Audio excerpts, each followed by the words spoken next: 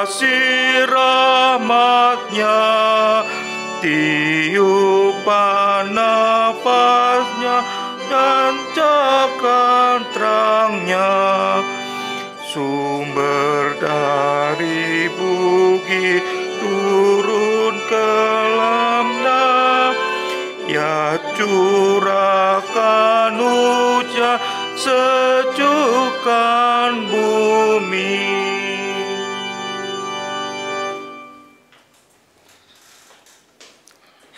Mari kita berdoa. Terpujilah nama-Mu ya Tuhan Allah kami, Allah yang senantiasa memimpin kehidupan kami. Kami bersyukur untuk anugerah Tuhan yang menyertai kami di dalam kerapatan ini, berjalan dengan baik dan sampai pada sore hari ini. Sebagaimana kami memulainya dengan merenungkan firman Tuhan, dan kami akan mengakhirinya juga dengan merenungkan firman Tuhan. Kiranya Tuhan memimpin kami di dalam seluruh kebenaran Tuhan, Tuhan yang mencerahkan hati dan pikiran kami sehingga kami dapat mengerti firman Tuhan sesuai dengan kehendak Tuhan saja. Terima kasih Tuhan, ini doa kami, ampuni segala salah dan dosa kami. Hanya di dalam nama anak-Mu Tuhan kami, Yesus Kristus, kami berdoa. Amin. Jadi baik saudara-saudara, kita akan merenungkan firman Tuhan dari Mazmur 127. Mazmur 127. Ayat pertama sampai ayatnya yang kelima.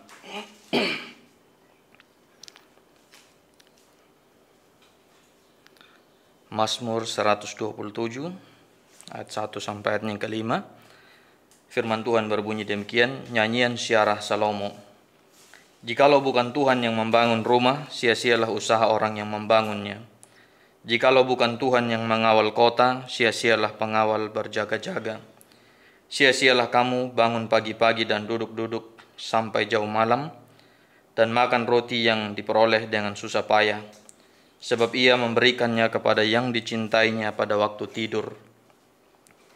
Sesungguhnya anak-anak lelaki adalah milik pusaka daripada Tuhan, dan buah kandungan adalah suatu upah. Seperti anak-anak panah di tangan pahlawan, demikianlah anak-anak pada masa muda.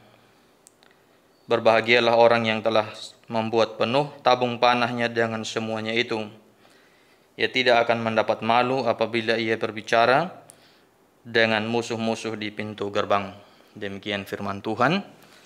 Akan kita renungkan di penghujung daripada kerapatan kita pada sore hari ini.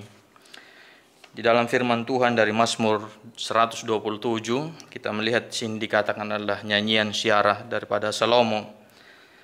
Ini satu mazmur yang dinyanyikan oleh orang-orang Israel pada waktu mereka pergi ke Yerusalem dalam perayaan-perayaan tertentu seperti Paskah, Pentakosta, Pondok Daun. Seperti yang kita tahu bahwa di dalam sejarah Israel, mereka beberapa kali dibawa ke pembuangan.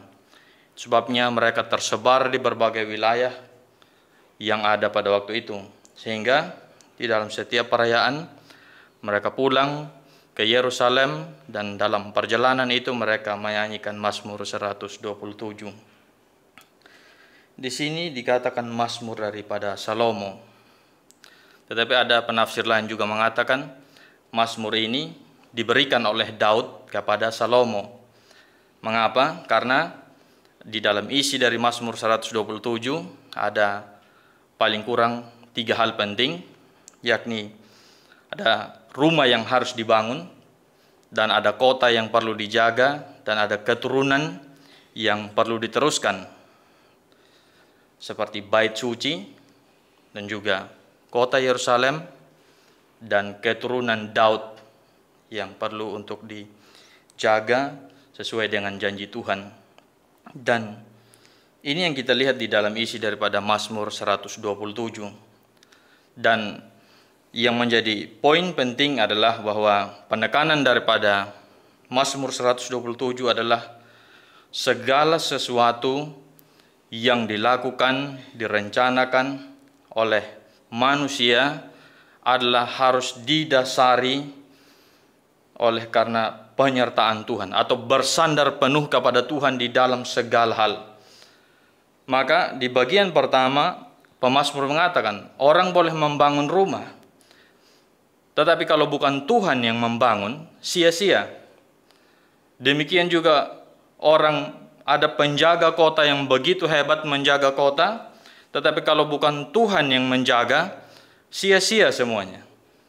Begitu juga orang bekerja keras, mencari hidup, bekerja sedemikian rupa, tetapi kalau bukan Tuhan yang memberkati, maka semuanya sia-sia. Justru Tuhan memberikan berkat kepada orang yang dicintainya. Itu yang dikatakan dalam Mazmur.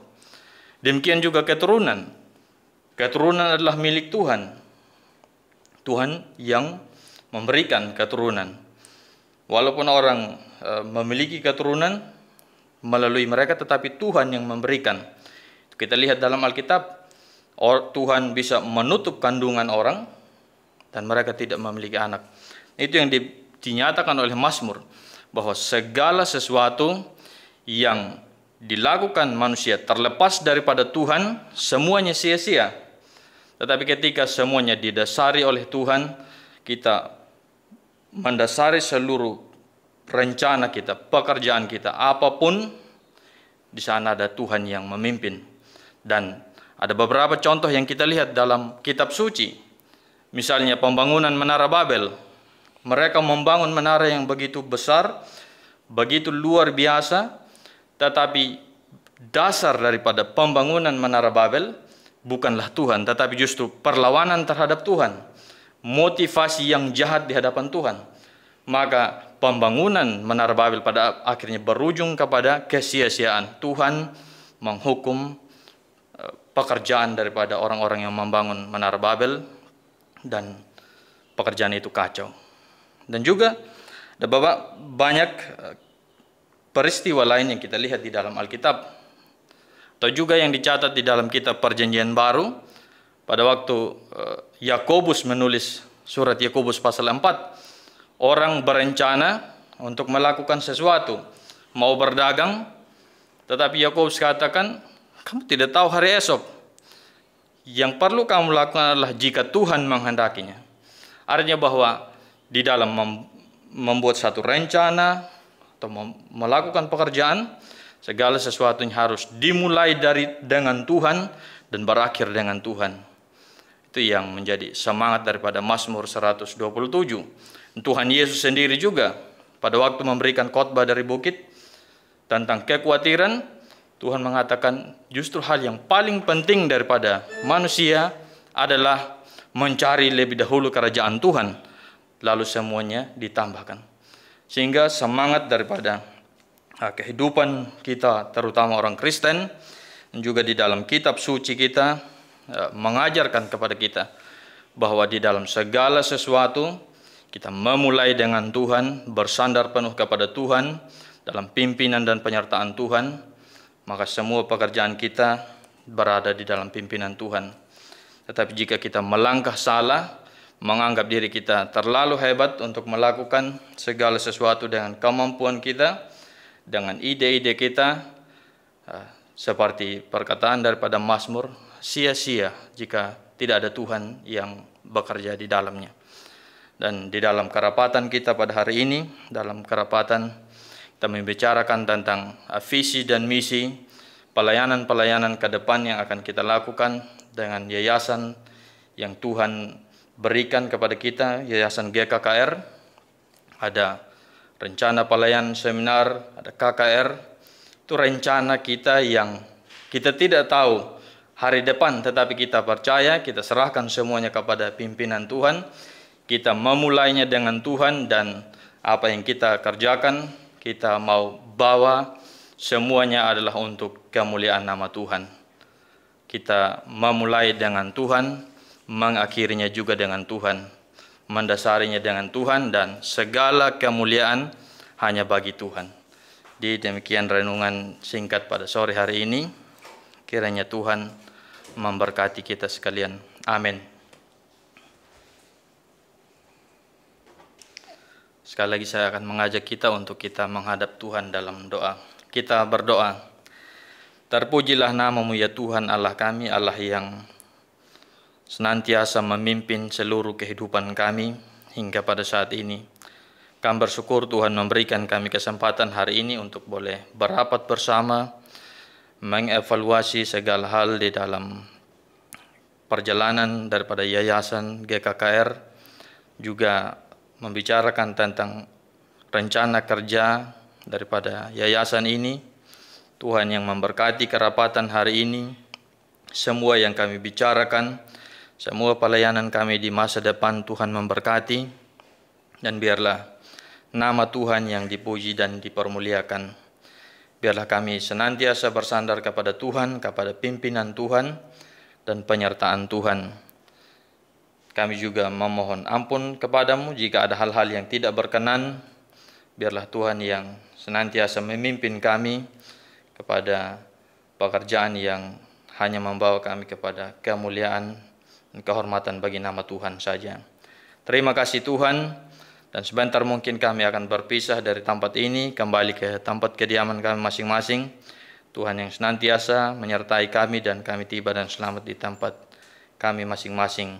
Kami serahkan hidup kami serahkan seluruh rencana kami ke dalam tangan-Mu, biarlah Tuhan yang memberkati.